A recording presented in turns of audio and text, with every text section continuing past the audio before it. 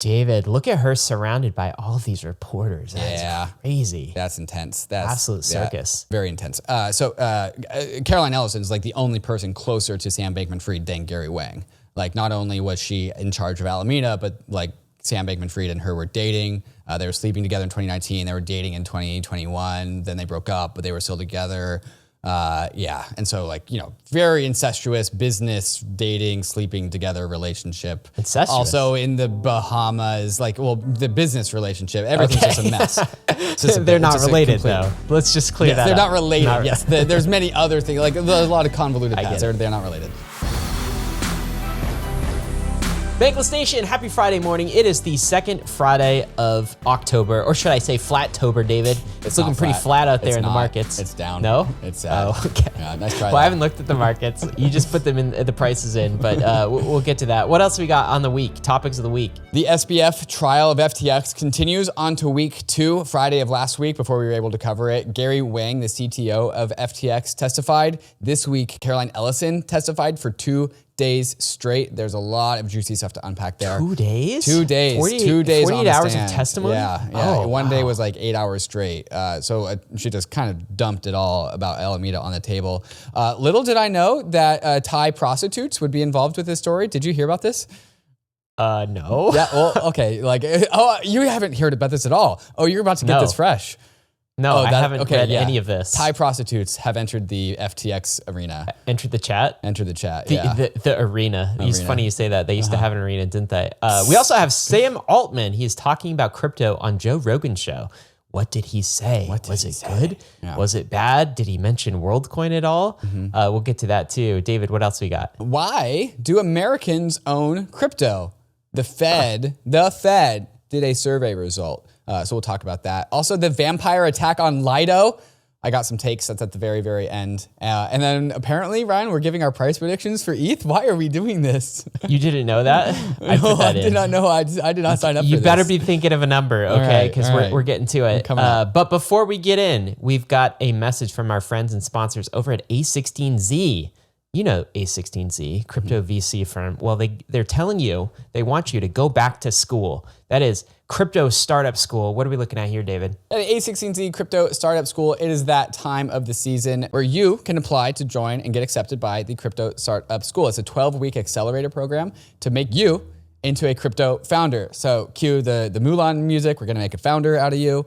That's what A16Z is going to do. You're going to work with some of the best and brightest mentors in the crypto space, including some of the A16Z partners, and sometimes just like external founders come in and just get involved. The A16Z Startup School 12-week program, March 27th through June 11th in London in the UK. So you will be there. This is on site. This is on campus. And yeah, it's great. You get to work with some fellow founders, work with some great mentors. You need to apply October 20th. That is in 8 days from recording, 7 days if you're listening to this on Friday, which you should be. So applications are open. Make sure you catch that deadline. We got some videos from Chris Dixon there. He's going to be providing some mentorship. Also, Jin Wang from Optimism. Some fantastic people there. So yeah, go check it out. Become a founder. David, all right, you ready for it? You said it wasn't Flattober. It's not. But it's not Uptober, is it? Uptober. Does that mean it's the other direction? That means what's the other? Yeah, the other is the bad direction. It's the down direction. Yeah, a little bit. Okay, what's Bitcoin kind on of the week? Accelerating to the downside a little bit. Started the week at 27,900, down 4.5%. We were asking for bigger moves last week. We kind of got them. 26,600 is where we are this week. 700, excuse me. Okay, I guess it's better than flat. No, I don't know. Is this what we wanted? I don't know. I don't know if this is what I've wanted. Let's give me some ETH charts so I can decide. What are we looking at? Started the week at 1630, down 5.5% to 1540. 1540. Oof. No, I didn't want that. Oof. No, I didn't. It didn't feel good. I bought this week. Did you? Yeah. That's the upside, actually. Yeah. It's like, what a fantastic buying opportunity. I've got a take about that at the end. And of course, we're going to get to price predictions, but I guess it's not October, huh? We got half the month yet to redeem ourselves. Right. Yeah, it's only the 12th. It's only the 12th. Yeah. Well, it was tomorrow's Friday the 13th. Congrats to all the Bankless listeners who are listening to this on Friday the 13th. Everyone brace yourselves. Should we do something spooky, David? Bitcoin dude, ratio. Halloween's coming up. We're going to have to get our costumes. I haven't even thought about that. I don't care anymore. I'm not doing it. Are you doing a costume this year? They love it. The listeners love it. We got to do it. Do they? We got to do it. I think you and I like it. Last year for Bankless listeners who are new, the 5 new Bankless listeners that have come in the last year, Ryan dressed up as BitBoy. And I dressed up as a crypto dick butt. Yeah. Oh, dude, I'll be SBF and you be Caroline. Oh my God, that's not what I signed up for. I already kind of have my. Well, I haven't got my costume, but I've got my idea. Really? Yeah, I've got my idea. But is this a thing where you're not going to tell me? We have not told each other. This has been the deal. We reveal. I know. Okay. Do we do the reveal all the cameras off until we hit record? All right. I'm saying with year 1, I was my crypto punk. Now behind me. Year 2, I was my crypto dick butt. Year 3, if you continue the trend, it'll be an NFT, perhaps. An NFT? One of your NFTs? One of my NFTs, yeah. I think that's my rule of thumb. It's like I'm an NFT. Scan your wallet. It's for some Bankless listener. Go track down David's wallet and let's see if we can predict. It's davidhoffman.eth. That's where I keep my NFTs. Super secret location. All right. How about the ETH Bitcoin ratio? That's looking spooky. It's bad. 0.0577. Yeah. It's bad. I was going to ask you to give it to me straight, and you just did, huh? So we're down 1.5% on the week. 1.5% on the week. Yeah. Total crypto market cap $1.08 trillion. So it's not great. Can we move on? Yeah, we can. Thanks to KRAKEN for those charts. We appreciate the charts at least. Make them look better. Make them go up. You can make them look pretty, but can you make them go up? Hey, KRAKEN, can you help us with that? All right, what are we looking at? Here we go. CPI, that is the Consumer Price Index. Inflation reports came in for September. And guess what, David? It's not dead yet. No, inflation's still here. It was actually a little higher than most analysts expected. So it was up 0.4% in the month of September. So it was not flat timber, it was up timber a little bit for inflation. And if you extrapolate that, yeah, I'm working the months in this show, David. 4.8% annualized. That's what inflation would be. That's starting to feel like 5%, actually. That's annualized. That's if you take, 1.4%, multiply that by 12 months, right? But if you look at historic data, we are at 3.7% annual. So no, it's not dead. You see this bump? That's a bump up. Yep. It's bumped up a little bit. Okay.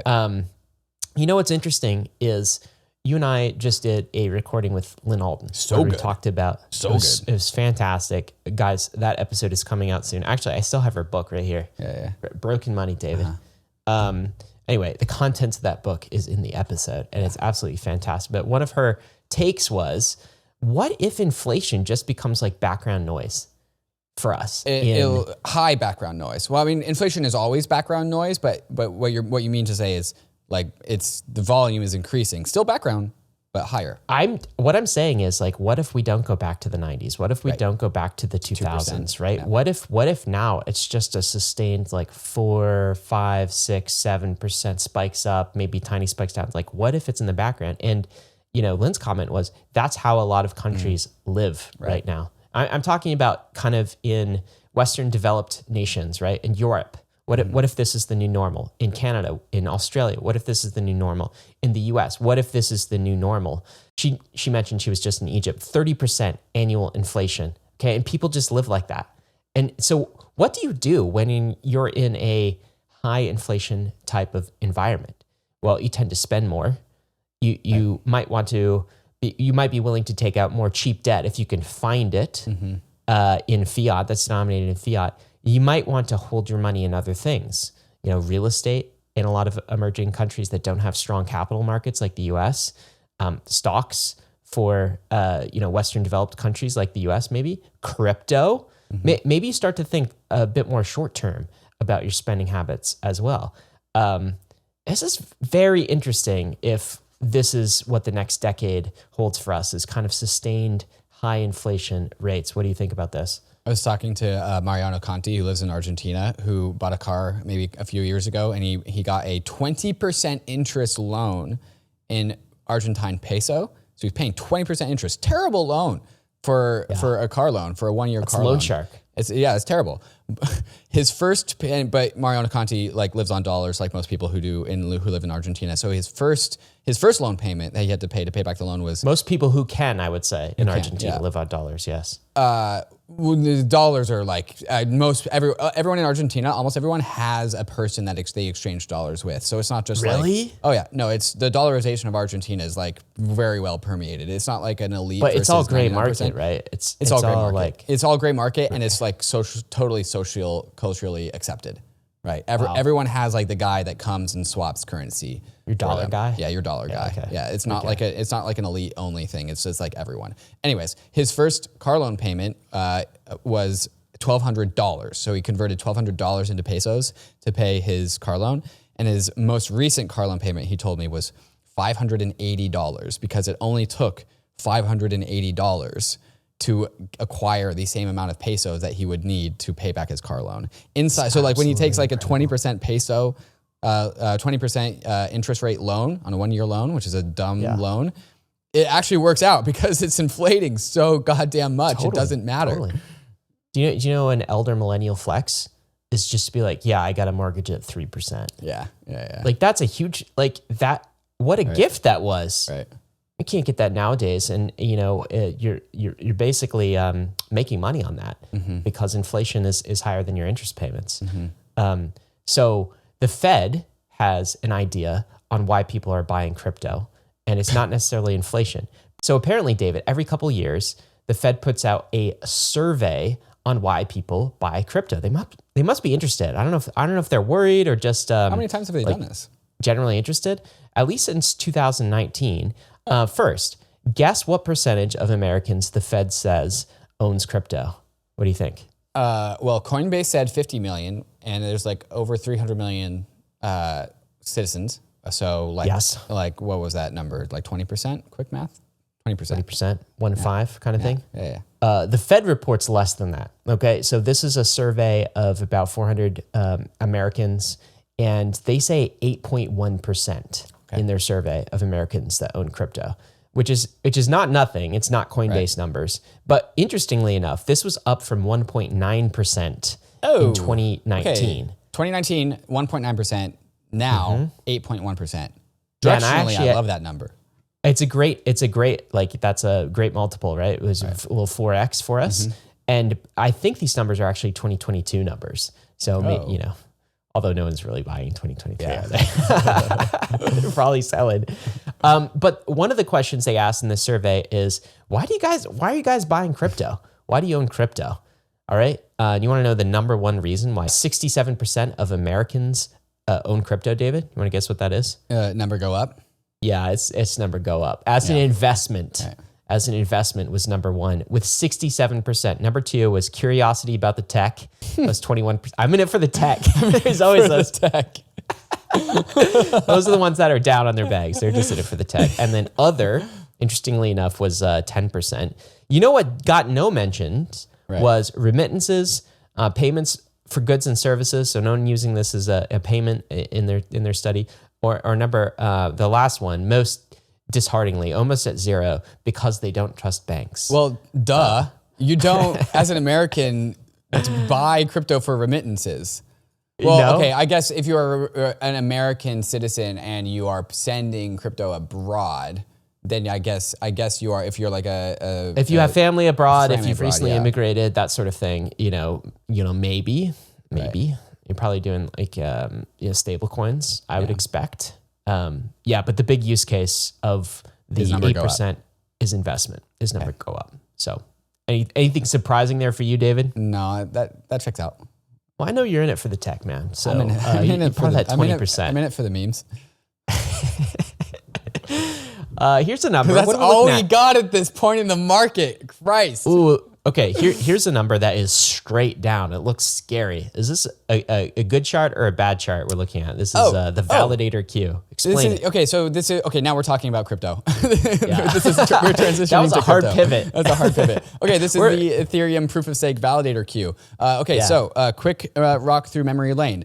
We enabled withdrawals. The supply of Ether in the beacon chain went down because people withdrawed, and then the rate of inflows into the beacon chain accelerated bigly, like 3x'd. Beacon chain is just people who want to stake their proof of stake. The proof of stake, yeah. There was like a 45-day wait queue to get into the Beacon chain to stake their ETH a while ago.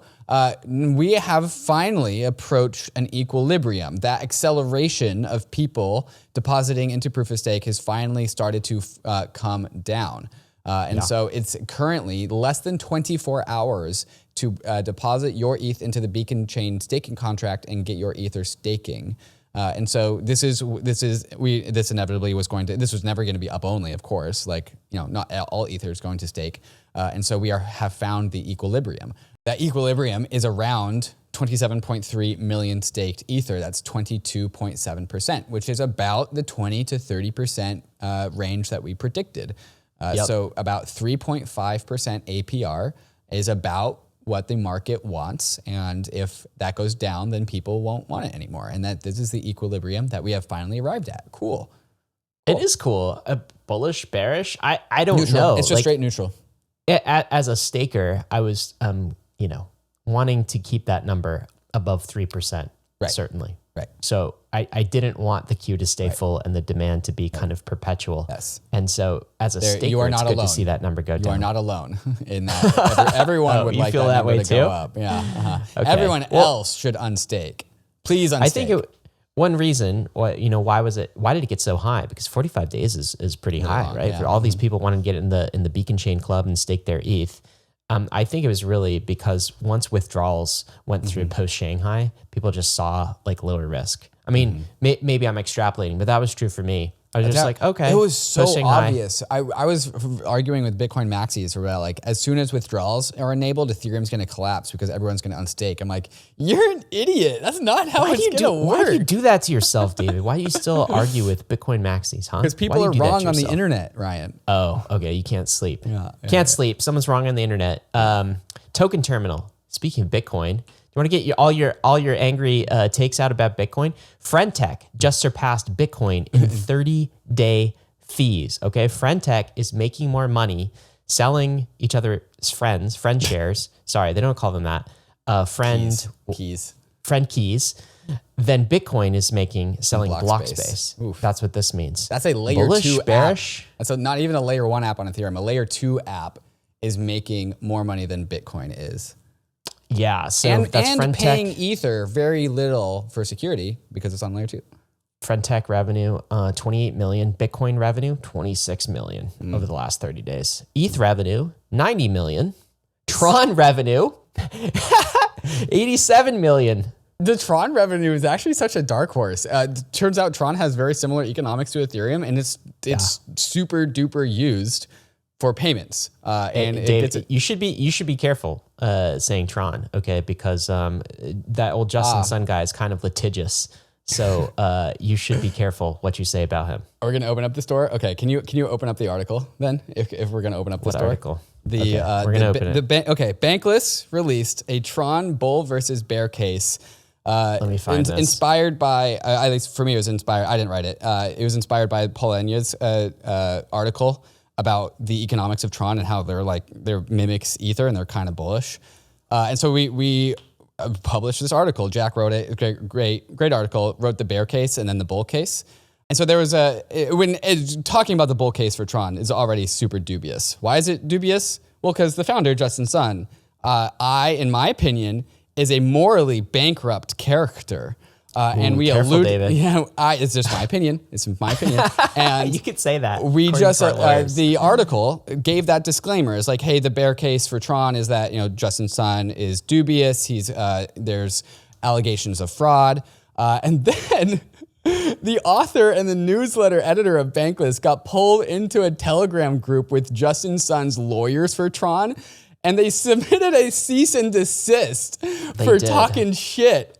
And they threatened legal action against Bankless for publishing. By the way, this wasn't just the bear case. It was the bear case and the bull case. Because we just actually said there is kind of a weird bull case about Tron, which is that it's generating a lot of fees and it's burning those transactions. Okay, it's completely centralized. It's completely part of the Justin Sun empire, but it is actually producing revenue. Number 2, behind Ethereum. We got sent this cease and desist from Tron.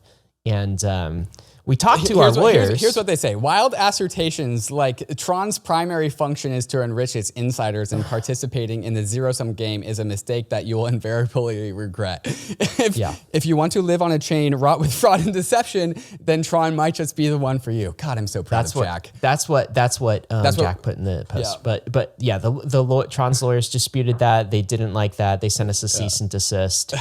We talked to our lawyers, and they said, you got First Amendment rights. You get to say whatever you want. Yeah, but do you really want to get in a pissing match with Justin Sun? We said, yeah, he can outspend us. We already shipped the newsletter, so we'll just strip that from the article. So we have stripped it from the record because I don't want to go up against a billionaire who's got way more money than me. Unless he's going to be a total bully, and then and then we might talk about it on the podcast. Yeah. Just our opinion. Just our opinion. It's just my opinion, not anyone else's, that Justin Sun is morally bankrupt, and probably so are the lawyers who work for him. There you go. Just an opinion. Just an opinion. Okay, so back to the fees, though. We're talking about Bitcoin fees, 30 days. I mean, I don't know, David. The quick take is I don't think this is great for Bitcoin. And, we've said this for a long time, since 2019, when it was a lot less popular to talk about the sustainability or the lack of sustainability of Bitcoin's monetary schedule and model. And, it's starting to pop up again. It still won't get really bad. I'm looking at the graph that you have on the screen, which is just the token terminal graph of who's making money. Ethereum number 1, Tron number 2, Bullish, Lido number 3, Friend.tech number 4, Bitcoin, Uniswap. Yeah. Where's Solana? There's 25 apps on here. No, Solana doesn't make money, dude. Not the traditional way. It doesn't even make the top 25 in fees. No, it doesn't. It doesn't. But everyone values. But the bull case for Solana is fees. That's what they say. They make it up in volume. But they make it up in volume. I think the bull case for Solana is fees, but MEV. You got to sell the block ordering at some point. MEV extraction. It's going to be less the user fees. Yeah, it's MEV extraction for sure. Not our rent extractors, their rent extractors. Hey, semantics. Right. You know what?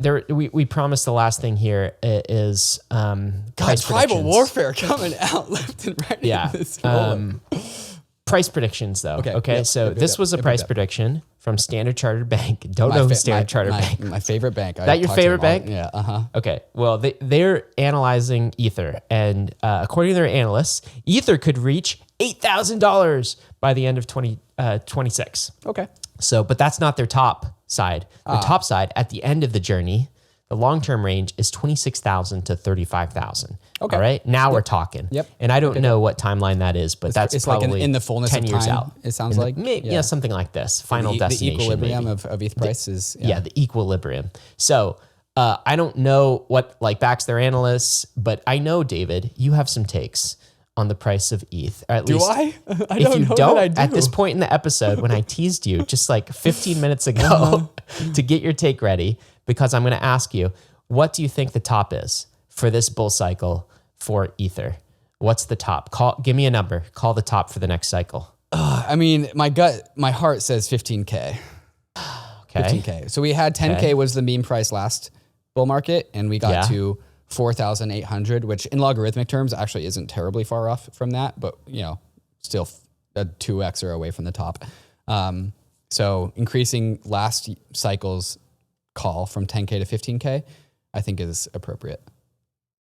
So, and what do you think? Are you willing to time box that? Are we talking 2024, 25, 26? Longer? Assuming 4-year cycles play out, then end of 26 by the end of 26. What year is it? 2023? 15K by 2026 is what you're saying. 15K in 2 years. Whew, that's starting to get real specific. That's making me a little scared. There you go. Those are some specific numbers and times, which I am just pulling from my absolute, what. I don't know. I mean, that's only double what Standard Chartered Bank said. So you're in good company here. Yeah, right. Okay. All right. Well, wait. What's your number? You say a number. You want to know my number? Yeah. I was going to go 12,500. Okay. But in honor of Friday the 13th, 13,000 is my number. 13,000. This is me saying that's the top. That's the ETH price top for next cycle, 13,000. I'm just a little bit under 15,000. My rationale is we're looking at it like David's too bullish. Yeah, my rationale is take anything David says and then discount it by like 20% because that's what we do in this podcast. Your brakes anyway, on gas. Those are our numbers. David, what do we have coming up in the episode? Coming up next, SBF Trial Week 2, Gary Wang. We got to talk about him because he was last week, but we didn't cover him because he was on Friday. Caroline Ellison this week, kind of a climactic cinematic moment in the trial. There's a lot to cover, including, Ryan, don't forget about the Thai prostitutes. Got to talk about them. Okay, wow. You're weirdly excited about that part. I don't know. Also, crypto is playing a role in the story of the Israel-Hamas conflict, so we'll discuss the details there. And of course, there's always just going to be the regular old news of the week. Some new chains coming to Polygon. Remember ApeCoin, now ApeChain, so we'll talk about that. Farcaster's going permissionless, all this stuff and more. But first, I want to talk about these fantastic sponsors that make this show possible, especially Kraken, our preferred exchange for crypto in 2023. If you not have an account with Kraken, then consider clicking the link in the show notes to get started with Kraken today. Kraken Pro has easily become the best crypto trading platform in the industry. The place I use to check the charts and the crypto prices, even when I'm not looking to place a trade. On Kraken Pro, you'll have access to advanced charting tools, real-time market data, and lightning-fast trade execution, all inside their spiffy new modular interface. Kraken's new customizable modular layout lets you tailor your trading experience to suit your needs. Pick and choose your favorite modules and place them anywhere you want in your screen. With Kraken Pro, you have that power. Whether you are a seasoned pro or just starting out, join thousands of traders who trust Kraken Pro for their crypto trading needs. Visit pro.kraken.com to get started today.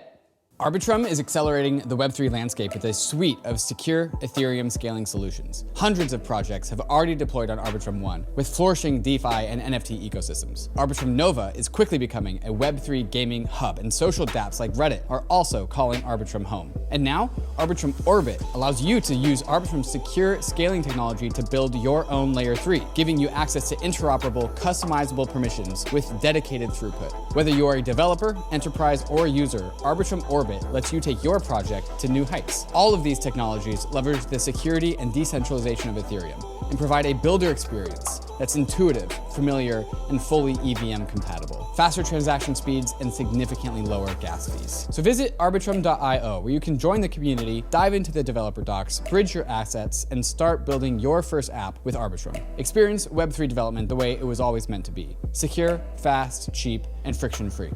Here it is, SBF Trial. It's week 2, David. Seems like only last week it was week 1, and that's because it was week 1 last week, and so now it's week 2.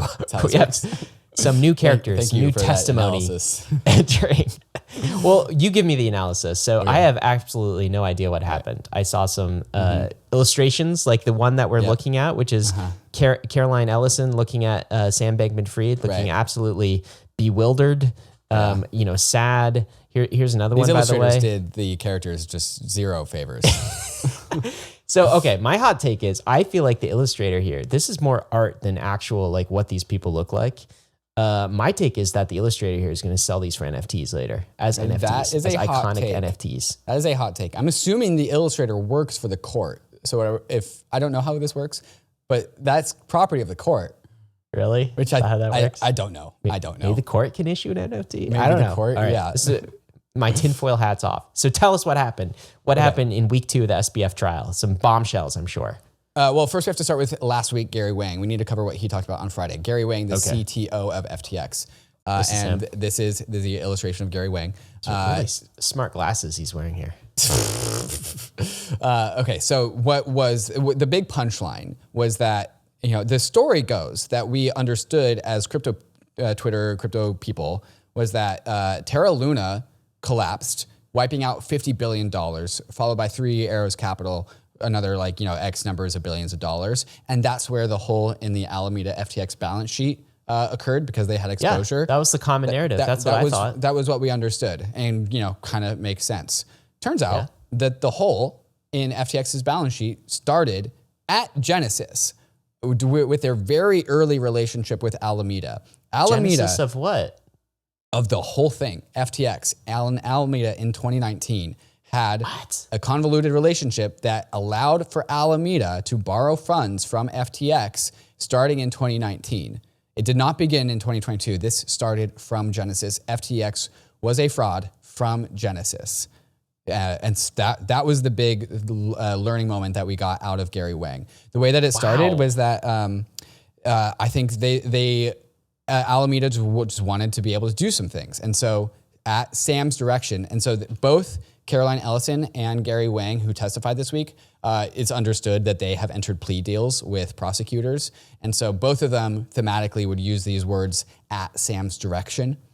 So Gary Wang, they kept saying that. They kept saying I did this at Sam's direction. Or this was conducted at Sam's direction. In 2019, Gary Wang, at Sam's direction, according to Gary Wang, allowed for Alameda to borrow customers' funds using the Alameda backdoor that Gary Wang coded up himself. And it started off as just like, I think like, something not terribly crazy in the grand scheme of things, like a $10 million line of credit, which went up to a $100 million line of credit, which went up to $1 billion line of credit, because Alameda kept on maxing it out. I think like just straight up losing money. And also some other shenanigans, but like the idea of Alameda, the myth around Alameda was they were just printing money and they were just like extremely lucrative prop trading shop. Yeah, so turns out they were shit traders because they were kids at the wheel and they didn't know what they were doing. And Alameda would like keep on tapping into FTX's customer deposits, and there was like a number. And the whole premise here was that FTX allowed Alameda's trading account to go negative. And this is just giving them a line of credit. FTX was giving Alameda a line of credit. This is not unheard of in the world of exchanges. Like you can enter line of credit with crypto exchanges, but they're like small. They're like $1 million, but they're $2 million. They're also separate. They're also separate entities, right? Right, they're also separate entities. To me, if you're telling me that is a business relationship. Well, if you're telling me that 2019 is when all this started, right? Like that seems like it's an original sin. Yes. Like you have this trading firm, this fund married with your exchange. Right. Like those two things being one and the same owner seems like that is from inception a problem, a sin, an original sin, I guess. Right. So Alameda just kept on pushing up that line of credit. It got to $1 billion. It got to $5 billion. It got to $10 billion. And then Gary, when he testified, he's like, at some point, he's like, F it. I'm not going to stop bothering me to increase the line of credit. I'm just going to max it out. I'm going to enter effectively infinity line of credit for Alameda from FTX. The actual number was $65 billion, but that's effectively infinity because Alameda kept on topping it up. And there's this one moment inside of the court case where the lawyer asked Gary Wang, "Are you aware of the difference between solvency and liquidity?" And Gary Wang, I'm sure this was hilarious in the moment, just responds, "Now I am." Wow. A little bit late. Okay, so that's Gary's take on it, which is one of the major witnesses in this case. But the second punchline here is that Sam Bankman-Fried told Gary Wang to code up the ability for the Alameda to have the back door, and he was also telling them. He was also the guy telling Gary Wang, "Hey, increase Alameda's credit limit. Increase Alameda's credit limit." And Gary Wang was like, "Okay, fine. That's what he's saying to do." Boss. Yeah. Right. Okay, boss. Right. How about Caroline? She is the other witness here that is the key to this whole case. Yes. Okay. So this is kind of like the big moment of the trial because Gary Wang was very close to Sam Bankman-Fried. David, look at her surrounded by all of these reporters. That's crazy. That's intense. That's absolute circus. Yeah. Very intense. So Caroline Ellison is like the only person closer to Sam Bankman-Fried than Gary Wang. Like not only was she in charge of Alameda, but like Sam Bankman-Fried and her were dating. They were sleeping together in 2019. They were dating in 2021. Then they broke up, but they were still together. And so very incestuous business, dating, sleeping together relationship. Incestuous. Also in the Bahamas, the business relationship. Everything's just a mess. They're not related though. Let's just clear that up. They're not related. Yes. There's many other things. Like there's a lot of convoluted paths. They're not related. Gross. Okay. Again, Caroline also frequently used the words "at Sam's direction." The main focus of the Monday testimony, I believe it was Monday, was Alameda's financial documents that they showed to Genesis Capital in pursuit of a line of credit from Genesis. So Genesis asked Caroline Ellison if she could provide documentation of Alameda's financials, just doing proper due diligence. Ellison said that she was worried that providing accurate financials would show that Alameda was far too risky to be able to like lend money towards. The pair, Ellison and SBF, devised strategies to improve the looks of Alameda's financial positions. So at the direction of SBF, says Caroline, she produced 7 different balance sheet reports. So like 7 different versions of looking at the truth. There was, and these were titled Main, which was truth, and then Alt 1, Alt 2, Alt 3, 4, 5, 6, 7. This is a crypto principle. You just fork things. We get all these alts, alt balance sheets, huh? Yeah. Okay, so it was agreed upon between SBF and Caroline that Main could not be shown to anyone because, like I said, it would cause secret one. Duh. Yeah, that's the truth. Yeah, hide that one. So SBF was shown like here are 7 different balance sheet reports, and SBF chose 7. Number 7. Number 7. The 7. Yeah. Okay.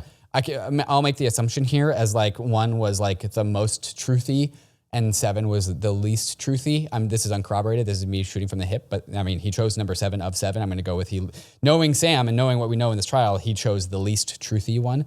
Okay, but it's got to kind of feel truthy. It can't be like all rainbows and unicorns, right? It has to, has to deceive some creditors here. Anyway, go on. Are you ready for the alchemy that has ensued? Yeah. In Alt 7? Okay. Give it to me. The main punchline is that Alt 7 obscured the fact that Alameda borrowed $9.9 billion from FTX. Of course, that's the punchline. FTX did not have $9.9 billion in profits, and so they need to cover up that hole. Interestingly, $4.5 billion from Alameda's balance sheet was made into venture investments by executives. So that's SBF, that's Caroline Ellison, that's Gary Wang, and like I think one other. $4.5 billion. Why do they do it in their own personal names? Uncertain. Perhaps tax advantage reasons. Uncertain. So the Alt 7 report labeled this $4.5 billion as on their balance sheet as a long-term asset, not risky venture capital investments. They just wrote it off like, hey, we invested $4.5 billion. These are long-term assets. I mean, venture is long-term. It's dubious to call venture investing a long-term asset, but I guess if you spray and pray $4.5 billion, you're going to get something out of it, which is also a story for the show. We'll talk about Anthropic. Anyways, that $4.5 billion of venture capital was subtracted from the $9.9 billion of customer funds from FTX. Oh, I also missed a line. In the main report, there was a line item called FTX borrows. And it was $9.9 billion. That's the thing that they were like, well, that can't be shown. Right. Okay, so they took this $4.5 billion of illiquid venture capital investment, subtracted it from the $9.9 billion to get 5.5. And then the Alt 7 report renamed this line item to long-term loan. So instead of $9.9 billion of customer liabilities, which are at risk of being called forward at any moment, because again, if you're running an exchange, you're supposed to be fully liquid, it instead turned that into a $5.5 billion long-term liability. So this is kind of the big punchline, and this practice was basically rinsed and repeated over certain aspects of the balance sheet and over time as well. David, this is just good old-fashioned cooking the books, isn't it? And one thing I scratch my head, I'm like, where are the accountants here? Didn't they have any CPAs? Like, isn't somebody auditing their books? But okay, I guess you can just like fork your balance sheet and make it say whatever you want. It's just a Google Doc, right? Okay. Okay, so what is being testified in court is that Caroline is saying that Sam reviewed and approved this. She doesn't have any proof of this. So this is Caroline versus Sam. Caroline is saying, Sam told me to do this. He is the one that selected number 7. It was at Sam's direction. This is Caroline's word versus Sam. A lot of this information and analysis I'm getting from Carly Riley, who, overpriced JPEGs, who was in the courtroom listening to this. Carly's going to all the Carly's sessions, going to court. So Carly's opinion is that she totally believes Caroline. And she watched this testimony in person. So there's some. Has she done a body language analysis? The whole thing. I don't know. Okay, so that is the Alameda balance sheet conversation. So any questions about that? You ready to move on to other aspects? I'm ready. It sounds pretty clear cut, honestly. Not great, yeah. Okay, so then there's conversations around SBF's morality and worldview. So Caroline recalled how SBF had said that lying and stealing money were permissible in his worldview. Caroline so that's said, what the prosecution was going for. They're like, they're not only, they're like the facts of the balance sheet and forking the balance sheet, and then how does this person think was at play in the courtroom? Yeah, so Caroline talked and reflected about her own moral compass and how Sam's like conviction about utilitarianism warped her own sense of morality, that lying and fraud were more acceptable to her than she would have predicted just a few years prior, thanks to the influence of Sam Bankman-Fried. Now, can I just pause? Of course, the person on the stand is going to play the victim card, right? Oh, little old me, it was all Sam. And like that is like a common kind of trope that is going to happen. So we should filter it through that sort of a lens too. Yes. And the defense, Sam Bankman-Fried's lawyer, the defense is poking at that. They're saying, jury, please be reminded that this person has very likely entered a plea deal and is influenced about that. So that's what the defense is saying. Courts are great. They really they're great. This is a great way to kind of get all the facts on the table on both sides. Okay, continue. Yeah. Yeah, she also said that it was a large part of Alameda and FTX culture to not put anything into writing and to use Signal with auto delete settings turned on. That was a part of the culture, kind of implicitly. So everyone kind of knows we're committing fraud here. So that's that. That's morality and worldview. There's a section of Sam's his maintenance of his own public appearance. So Caroline said that Sam wanted to look sloppy. She said that succeeded. He succeeded very well there. Yeah, she said that press and investors frequently took Sam Bankman-Fried's appearance as a sign that he was a typical Silicon Valley nerd who knew how to code but didn't care much about fancier designer clothes or cars, which was exactly the image he wanted. Quote, he did not cut his hair often. We actually don't need that. We know that. That is evident. Sam said that he often got higher bonuses at Jane Street because of his hair, and he wanted to lean into his hair because it was valuable part of his brand. SBF's hair is like part of his vibe. Yeah, so it was definitely some iconic hair there, David. You got to hand it to him for that. It's hard to miss. Are you ready for the Taiwanese prostitutes? Yeah. Oh, yeah. I almost forgot about that. Okay. What happens now? Okay. So Alameda had funds stored on OKX and Huobi, both Chinese exchanges. In 2021, these accounts were frozen at the direction of Chinese officials due to a money laundering investigation of someone who traded with Alameda. SBF and execs who kind of need every single dime that they can get their hands on because they're levered to the absolute tits were like, well, this can't be. They had $1 billion of locked capital on these two exchanges on their trading accounts. And so they really needed to get this capital off. And so they just like slammed heads and was like, how do we get our money back? So one idea was that they would make further OKX trading accounts, fake trading accounts using the ID of Thai prostitutes. So somehow they got a bunch of Thai prostitute IDs and they made trading accounts. And the strategy was that Alameda would both control their own account. They could trade on the exchange, they just couldn't withdraw. So they could make trades, they just couldn't withdraw the money. And so they made some fake accounts using these Thai prostitute IDs. And their plan was to make just absolute dog shit trades. And then the Thai prostitutes would take the other end of that trade, and it would effectively be a transfer of capital from one account to the another, and they would be able to withdraw. That didn't work, surprise, but they legitimately tried to do this. A Chinese employee of FTX attempted to broker a deal between a Chinese official who they could bribe with $150 million, which they ultimately went through with. And this showed up on the Alameda balance sheet as a negative $150 million line labeled, quote, the thing, because Caroline did not want to put these facts into writing that they were bribes.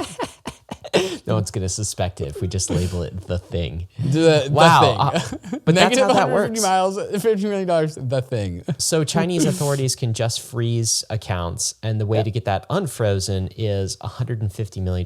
You know what? $150 million can do a lot of things in this world. This whole, I wouldn't know. This whole thing, though, is just like, it's the underbelly of crypto exchanges as well. Yeah. I'm not saying all crypto exchanges, right? But like some of them at least. Wow. I mean, get this to DeFi as quickly as possible is one of my reactions here. Okay, so what else we got, David? Okay, I think this is a nice way to just wrap this whole thing up. This kind of talks about just the absolute lunacy that is Sam Bankman-Fried. And so there was one quote that really stood out for the entire trial. And so this is a Twitter account kind of going back and forth on the questions. Starting with just, it injects this conversation into a weird spot, but we're gonna skip past that. So Ellison says, we started sleeping together on and off in the summer of 2020. We dated and we broke up. And then the attorney says, what did the defendant tell you about his ambitions? And Ellison said that he would be president. And the attorney says, of what? Ellison says, of the United States. Wow. So Sam Bankman-Fried had aspirations of being president of the United States of America. Wow. There it is. Absolute delusion. There it is. So that all makes sense then. It's that level of megalomania that causes you to fall the way he fell. And Icarus, straight Icarus. The big revelation here is since 2019, this has been going on. And it just got bigger and bigger and bigger from there. It was a fraud from the get-go. No kidding. All right. Well, that's FTX and SBF this week, David. So I guess stay tuned for next week, week 3. Yep. Yeah. How many weeks do we have? Who's left to testify? SBF, right? They're going to put him on the stand, aren't they? Oh yeah. We'll that's going to be fun. We'll see if they make him cry. We'll see. Yeah. Make him cry. All right. Make him cry. What do we got coming up next? We're going to talk about crypto during wartime. We're going to talk about Farcaster going permissionless. We're going to talk about so many other things. Ape Chain. Everyone wants to talk about Ape Chain. We'll talk about the 5 shades of Lido. Really good article from climbing buddy Mike Neuter, as well as so many things and more. But first, a moment to talk about these fantastic sponsors, especially MetaMask and MetaMask Portfolio. If you have not opened up your MetaMask Portfolio, it looks so good. Check it out. There's a link in the show notes. MetaMask Portfolio is your one-stop shop to manage your crypto assets and to tap into DeFi all in one place. And the most important part of that experience, buying crypto, obviously. MetaMask Portfolio's buy feature enables you to purchase crypto easily without going through centralized exchanges. Designed with you in mind, you can fund your wallet directly in just a few clicks with convenience and simplicity. What happens when you press the buy button? Rather than being limited to a single payment provider, MetaMask brings together a bunch of vetted, trustworthy providers to present you with customized quotes for your crypto purchase. Once you've funded your wallet, you'll be able to plug into DeFi with all the money verbs like swapping, bridging, and staking. But first things first, you need skin in the game. Head over to metamask.io/portfolio to buy crypto the easy way. Hiring people worldwide, paying them in crypto, providing them access to benefits, it all's so complex. But it doesn't have to be. Complying with labor laws, payroll rules, tax obligations, and crypto regulations in every country that you employ someone is difficult, time-consuming, manual, and costly. And it's drawing more and more attention from regulators and governments. But there is good news. TOKU is here. TOKU is the first employment and compensation platform for the crypto industry that makes this easy. TOKU helps you hire employees or contractors and pay them in fiat or crypto legally, compliantly, and with all the taxes handled in over 100 different jurisdictions. So whether you're an early stage company with just a team of 2 or you're an enterprise with 200, TOKU has a solution that meets your needs. TOKU is already working with the leading companies in the space: Protocol Labs, Hedera, Gitcoin, and many more. So transform your employment and token payroll operations with TOKU. You can reach out to TOKU at toku.com/bankless or click the link in the show notes. So everyone has heard about the news of the Israeli-Palestine conflict. Of course, an absolute tragedy last weekend. And I got to say for myself, I've been doing a lot of doom scrolling here lately. Doom scrolling is in. Absolutely heartbreaking. And I don't think that Bankless listeners want David Ramai's take on the events that are unfolding. No. Right? It's, we'll stay in our lane and focus on crypto here. But there is something that is related to crypto, at least, that was making the news this week. I'm reading a headline here. Israeli authorities have frozen Hamas-linked crypto accounts in a report here. What are we looking at, David? Yeah, so a Tel Aviv-based news company organization reported that Binance also assisted in the shutting down of Hamas-linked accounts. So these are crypto exchanges. Quote here, with the outbreak of war, Hamas launched a fundraising campaign on social networks asking the public to deposit cryptocurrencies into its account. So the cyber unit acted immediately to locate and freeze the accounts with the assistance of Binance Crypto Exchange in order to forfeit the funds to state authorities. And actually, this story doesn't even begin with the conflict. Hamas apparently has been raising funds using crypto for a number of years now. And so this is a Wall Street Journal article that came out with a headline: Hamas militants. Can you scroll up? Hamas militants behind Israel attack raise millions in crypto. Digital currency transactions highlight how U.S. and Israel have struggled to sever the access of Hamas and Palestine Islamic Jihad and Hezbollah from foreign funding. So the story here is like, it sounds a little bit like a hit piece, though. Crypto terrorist financing is really what's going on. And well, like there was multiple millions of dollars throughout 2021 into 2023 of Bitcoin transfers towards Hamas military group. I think something like $10 to $20 million, which is a lot. In the article, it says it couldn't be determined whether the crypto that they received was directly used to finance the assault. Researchers, I don't know who these researchers are, but this is what the article said that it would have likely been a very small percentage of the overall amount that funds flowed through to finance the assault. But I don't know how they came to that conclusion. But something very important was left out of the report that came from Sam Linman, analysis from a Twitter account, Sam Linman. Ryan, what does it say? A critical context was missing from the piece on Hamas and crypto. In April 2023, Hamas warned its donors to stop sending Bitcoin. Why? Because the transparent nature of the blockchain had Western intelligence following their every transaction like bloodhounds. Ooh. Hence the sudden drop on the chart. There's a reason money laundering via Bitcoin has been called a classically dumb crime. It shines a spotlight on everyone involved. Remember this as the usual suspects ramp up their anti-crypto rhetoric in the weeks to come. That's what I think this was, David, was anti-crypto rhetoric. Right. I don't think that crypto or Bitcoin is a good way right now to raise funds for terrorists. It is open, it is public, it is transparent, and it does have Western intelligence bloodhounds. You know, some of them are companies, very sophisticated companies, following every single transaction. As much as we tease Chainalysis for being narcs, they also prevent terrorist financing. And so this Twitter account takes a screenshot of the chart and points to where Hamas says, hey, stop sending us Bitcoin, everyone can see it. And then the Bitcoin flows just drop to zero. So, important context. Yeah, I think so. David, some other context, a lot is going on in the world today. This is a tweet from crypto founder Alon Marak. I got drafted. Situation on the ground is significantly worse than described. Massacre is the only word that comes to mind. 90% civilians, families. Wow, this is somebody who just got drafted. This is a founder of the SSV network, Shared Secret Validator Network, basically DBT. It's definitely crazy. It's like in my network, I don't know if in yours, but people are getting drafted, right?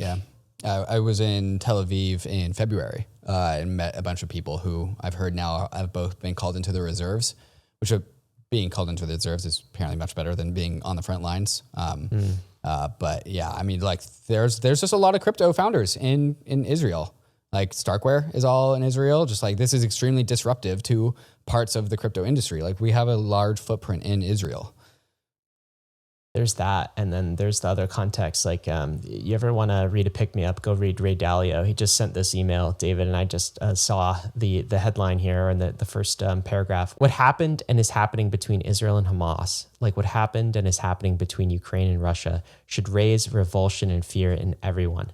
This is true both because these conflicts reveal the unimaginably terrible and revolting ways people can and do treat other people, especially innocent civilians, and because no one anywhere can be sure that they won't someday find themselves in some horrible war. That last piece, because no one anywhere can be sure that they won't someday find themselves in horrible war. Absolutely crazy decade I feel like we've entered, and there's not a lot of certainty, and it feels like these sorts of things are hitting closer and closer to home. So yeah, it's been a rough week for that stuff. Yeah. Like I said, doom scrolling is in. There's no really good way to to pivot out of this subject. Yeah, there's not. But we are talking about Farcaster next, so we're going to talk about Farcaster now. All right, let's do it. Hard pivot. Farcaster. Tell me about Farcaster. Now 100% permissionless. So no more invites. You can now sign up directly through OP mainnet. Users can choose any client of their choice. There's zero dependencies on Warpcast, which is the first Farcaster client. Devs have full access to data and API via hubs. Farcaster, stepping into the arena, the permissionless arena. That's big. That is big. David, you ready to talk about Lido again? Yeah. We got to. Okay. This was actually a great post from David's rock climbing buddy, Mike Neuter. Mike Neuter. I love every time we say Mike Neuter, we've got to add David's rock climbing buddy. Okay. 5 Shades of Grey. I almost said 50. 5 Shades of Grey. You would Lido be excused edition. from saying that if you did. What is this post about? What's the TLDR? Maybe I'll just back up and provide context from our perspective, Bankless perspective. Once upon a time, we brought on Lido to give, in defense of Lido, the episode that says, hey, Lido's good and we should accept it and it's great. And to be clear, the guest was saying this. The guest was saying this, yes.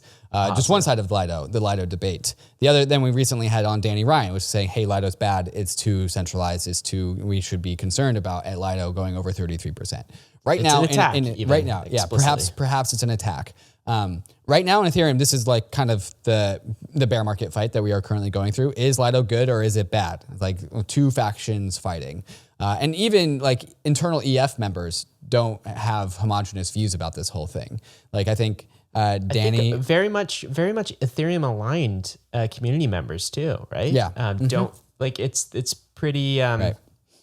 There's a diversity of views, right? There's diversity I don't of think opinion. There's a clear cut answer. Yeah. Mike Neuter, also at the EF, wrote this... David's rock climbing buddy. David's rock climbing buddy, yeah. Also works at the EF, wrote this post called the 5 Shades of Grey Lido Edition, which talked about some of the potential risks of having Lido have over 33% control or even theoretically 100% control and what those risks actually are. So we have Hazu saying, here's the case that Lido's good. Here's Danny Ryan saying, here's the case that Lido's bad. And now we have Mike Neuter saying, well, like, let's be pragmatic and practical about these risks. Let's say that, so he gives like 5 different variables here. Like Shades of Grey. Shades of Grey.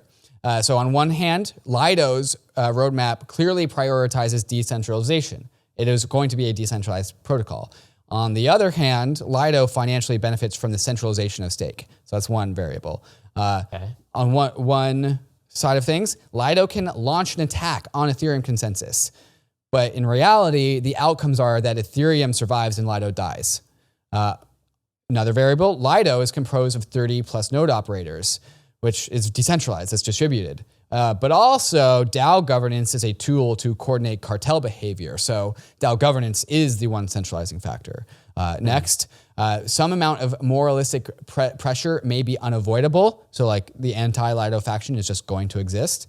And also leaning too hard into altruism and social enforcement is damaging. Social enforcement, I think, is perhaps one way to view a violation of credible neutrality, is a way to articulate this. And then lastly, there's a willingness in Ethereum to improve the LST foundation, the liquid staking token foundation, with layer 1 changes to the layer 1, aka like protocol enshrinement, yes. And then on the other hand, pragmatism while considering the effects of enshrinement. This was like Vitalik's recent post about like how do we choose to enshrine something. Yeah. So Mike is just like talking about the various attack vectors and the reality and the pragmatism about like, okay, sure, Lido could totally attack Ethereum, but why would it do that? That would be dumb and bad for Lido. Like kind of nuanced stuff like this. Great post.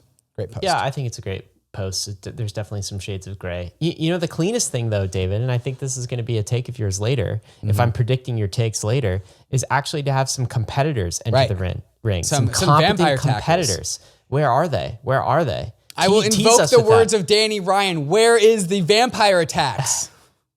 Maybe you got one. So stay tuned for that, Bankless Nation. David's got an update on that. Did you see Sam Altman on Joe Rogan, David? I did not actually. Okay, neither did I. It's just some long episodes here. And, you know, Bankless is my only podcast I listen to. So everyone must listen to all Bankless weekly episodes before they go out and do extracurriculars. But there was some crypto takes here. So this is Sam Altman speaking about crypto. He's not talking about WorldCoin here. He's just talking about crypto in general. I'm going to play the clip. Here it is. Studied the world more and had to work in more places in the world. Like, it's amazing how much corruption there still is.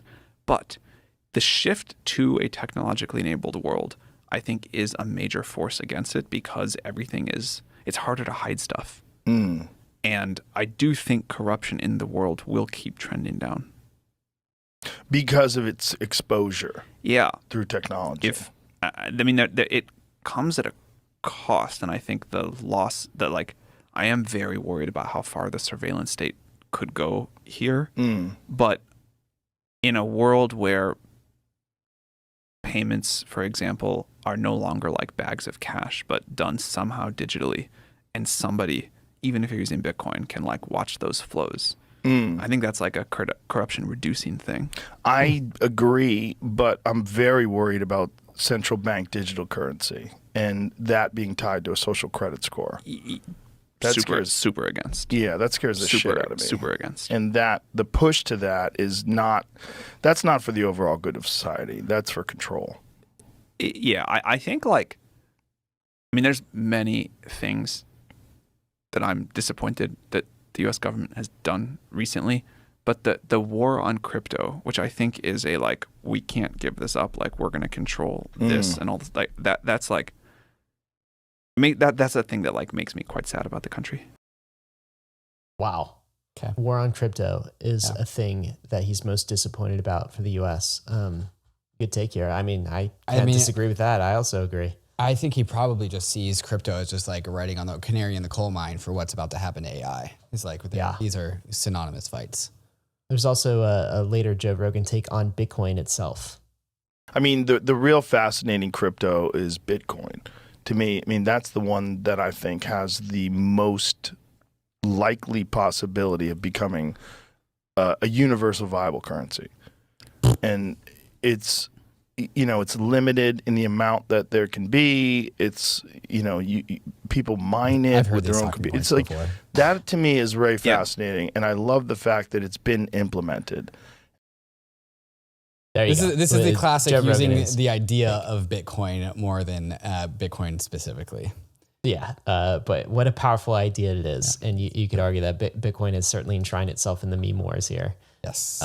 David, here's something weird. You know that that exchange that started on Avalanche was called Trader Joe's? I've always wondered. It's called Trader Joe. Trader Joe, okay. Trader Joe. I've always wondered how Trader Joe got away with calling their exchange Trader Joe when there is a Trader Joe's grocery store that like I go to on like a weekly basis. Oh yeah, you're a Trader Joe's guy? Oh yeah, I'm a big Trader Joe's guy. I love the culture, I love the vibe. I don't know, I'm a big fan. And apparently Trader Joe's, the grocery chain store, has said no more. US grocery chain Trader Joe's is suing the crypto platform that's matching their name. So there you go, it's happening. God, not just Gary Gensler coming after us this week, man. But this is kind of cool. Uniswap, it's getting their first zkEVM. What's going on here? Yeah, Uniswap has been deployed to zk Sync via Oku Trade. We've seen Uniswap be deployed everywhere, but this one is the first zk rollup version of Uniswap. So pretty cool. Awesome. Pretty cool. David, what's coming up next, my friend? Coming up next, questions from the nation. Are you guys seeing bottom signals yet? God damn it, yes. We've been seeing them all year. We'll talk about them. Chris Berninsky gives us his ultimate sell signal for next bull market. We have to all have to remember to set up a plan while you're sober. You have to press the sell button and think about press the sell button when you are sober if you do plan on pressing the sell button. Chris Berninsky gives you his sell signal. And we'll talk about that. The ultimate sell as well as, of course, what I'm bullish on, which is the vampire tech on Lido, and what Ryan's bullish on, which I don't even know about. We'll get to that and more, but first a moment to talk about these fantastic sponsors that make the show possible. CELO is the mobile-first, EVM-compatible, carbon-negative blockchain built for the real world. And now, something big is happening. Introducing the CELO Layer 2. It's a game-changing proposal that's going to bring CELO's rapidly growing ecosystem home to Ethereum. Vitalik has shared his excitement for the CELO Layer 2 on the CELO forum, so has Ben Jones from Optimism. But why? The CELO Layer 2 will bring huge advantages, like a decentralized sequencer, off-chain data availability, and one-block finality. What does all that mean? Rock-solid security, a trustless bridge to Ethereum, and more real-world use cases for Ethereum without compromise. And real-world adoption is happening. Active addresses on CELO have grown over 500% in the last 6 months. With the CELO Layer 2, gas fees will stay low, and you can even pay for gas using ERC20 tokens. But CELO is a community-governed protocol. This means that CELO needs you to weigh in and make your voice heard. Join the conversation in the CELO forum. Follow @CELO.org on Twitter and visit CELO.org to shape the future of Ethereum.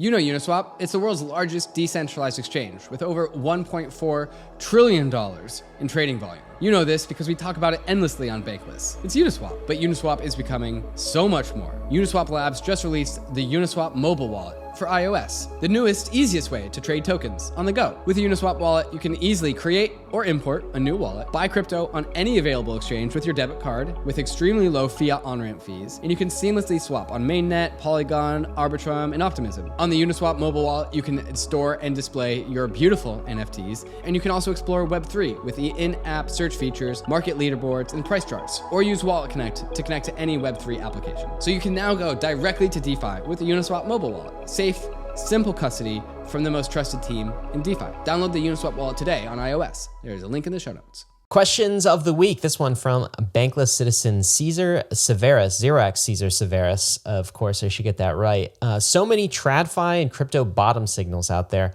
How do you contain your excitement? 10-year and 2-year yields look peaked. BOJ, that's the Bank of Japan, switching gears. ETH Bitcoin TA looks near bottom. I feel like I'm ready to dance every time I check. Man, that's the kind of bullishness I need in my life, David. Yeah. I love that. It's not even a question. Well, it kind of is. How do you contain your excitement is the official question, actually. Well, this felt like more like a comment question. What's your reflection on this? How do you, David Hoffman, contain your excitement right now? Yeah. So we've just been getting 2019 vibes for the past like 4 months or so. The contrarianism that is crypto is peaking. Like, it is so contrarian to be a crypto investor, to be in crypto in this present moment, while prices are just going down. And so like the bullish signals, we've had Eric B on talking about the Bitcoin and Ether ETFs, which TLDR, he just said soon TM, like 75% chance of Bitcoin ETF before the end of the year. And the Ether ETF as a fast follow. Wow, was not expecting that level of bullishness. Crypto prices are down. Like so many things are happening. Like all like the risk to reward for crypto is like been up only all bear market, and especially with prices like in the absolute like doghouse. This is I am so bullish. However, you can't just be bullish all the time. It's fatiguing. It's very fatiguing. And you need to, like, the market will be weird and against your opinion for longer than you will be able to have like outsized exposure to crypto. So just because we all think it's going to be bullish season sometime soon, like you have to be patient.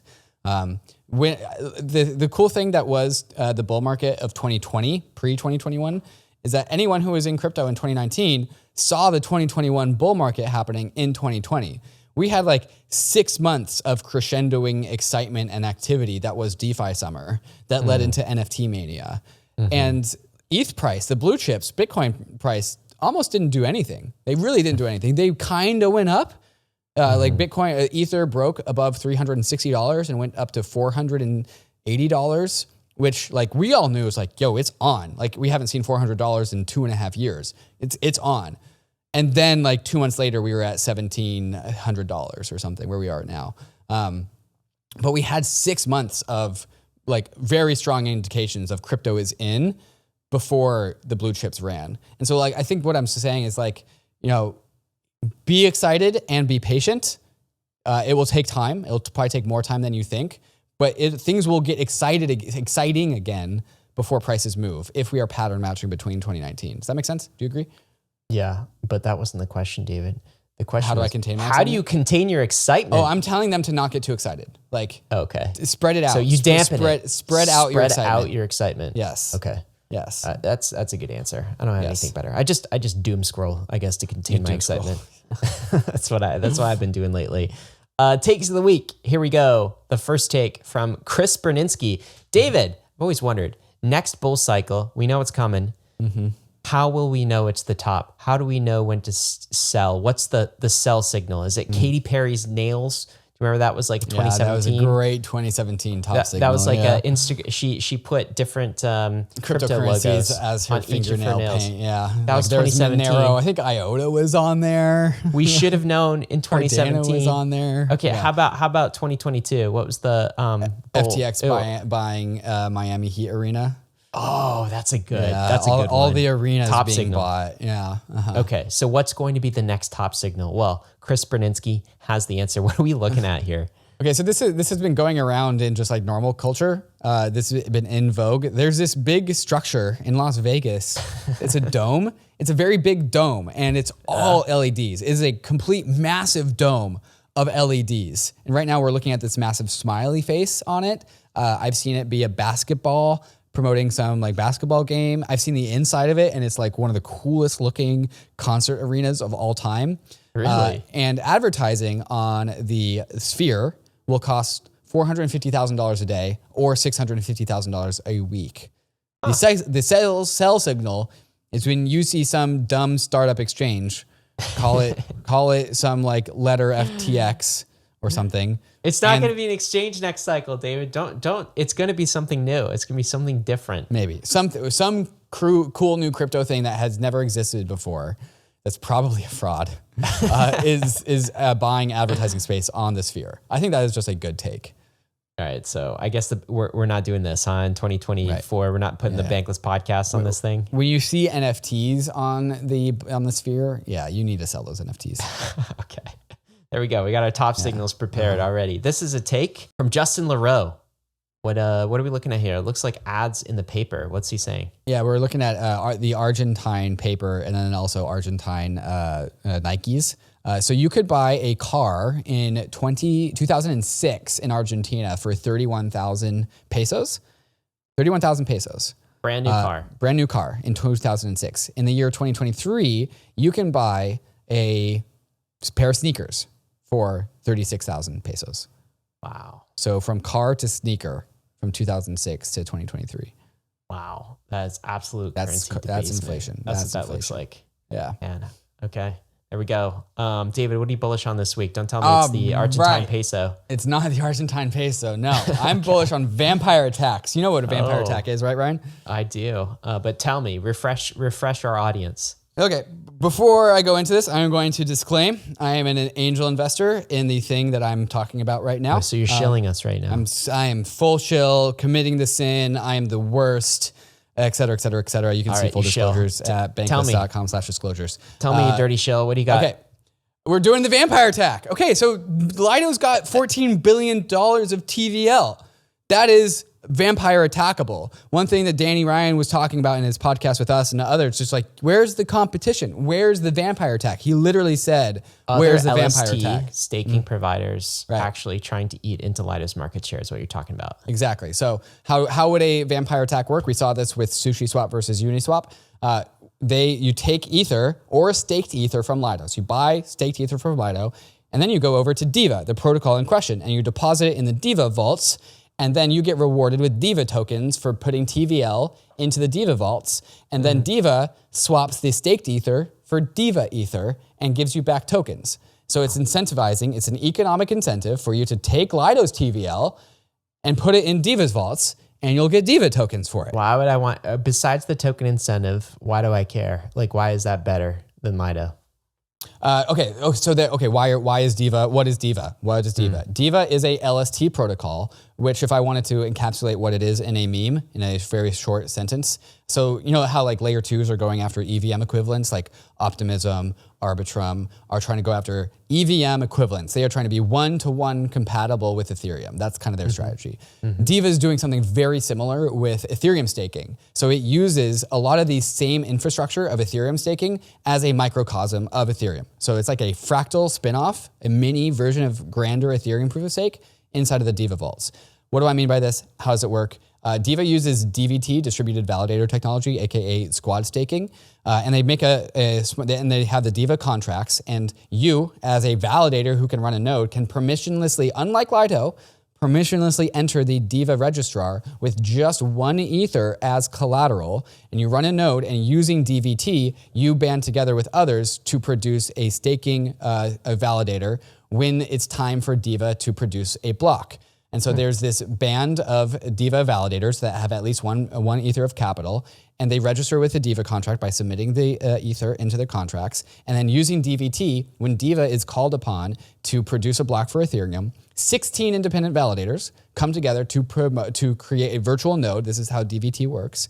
And then they produce the block.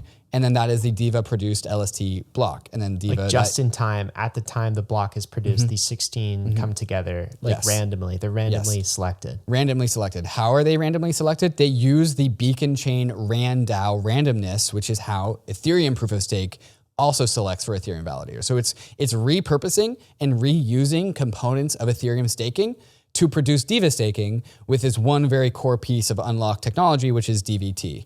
And so Lido curates professional validators that have their one job of having high uptime. And it's curated and permissioned to professionals, to the experts.